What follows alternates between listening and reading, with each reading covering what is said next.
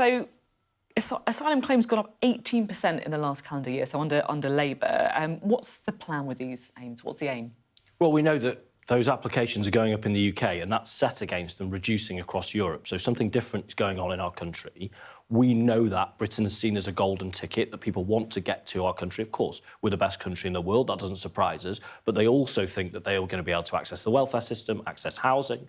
So what we're going to be doing this afternoon, the Home Secretary is going to be setting out the biggest changes to the asylum system in modern times that are going to reduce those reasons for people to come here illegally. They're going to make it easier for us to remove people who have no legitimate right to be here, including foreign criminals, and are going to allow us to establish safe and legal routes so that people don't have to come across Europe, don't have to come across the Channel. And this can be a really significant package designed at changing that exact challenge that you talk about.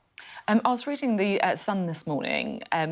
They say that valuables like jewellery, watches, cars will be taken and sold to pay towards accommodation costs. Is that true? Are you taking jewellery from people arriving? I wouldn't read too far ahead of what the Home Secretary is going to say. She's going to be making that announcement later in terms of how the policy will operate. This is in the Sun this morning. It's obviously been briefed, right? But let me say the principle here. At the moment, the British public pay billions of pounds a year so that those seeking asylum or those who've already failed in their applications can be supported in their accommodation and their living. It is right that if people have money in the bank, if people have assets like cars, like e-bikes, they should be contributing. No, we're not going to be taking people's heirlooms off them at the border, but we do want, there's an individual, for example, who's getting £800 a month sent to him. He's got himself an Audi.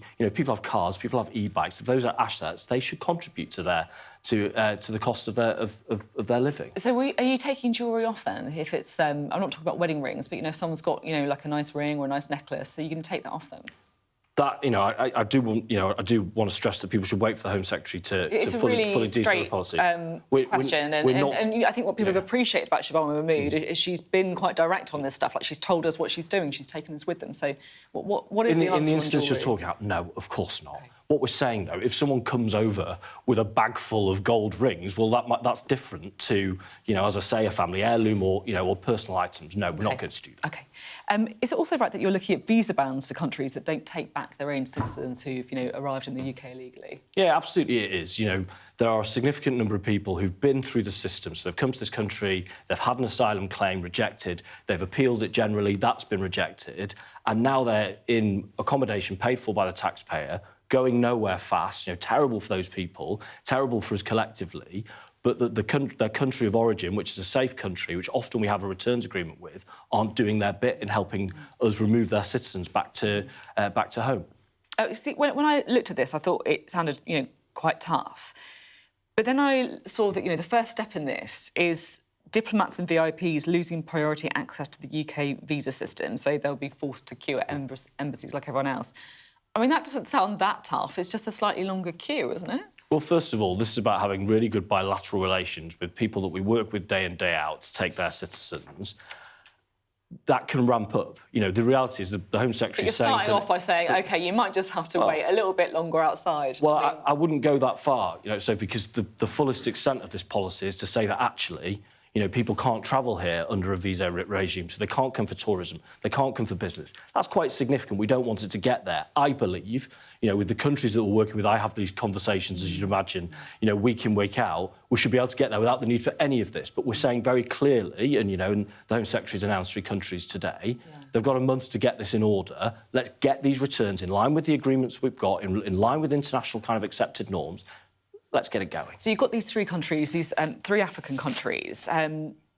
It feels like, in a way, that's the kind of easiest ones to deal with, right? Are you prepared to do this with some of the big players, like India, for example? So I don't accept that characterisation that this is somehow in any way easy. This is a difficult engagement, will involve a lot of very difficult conversations.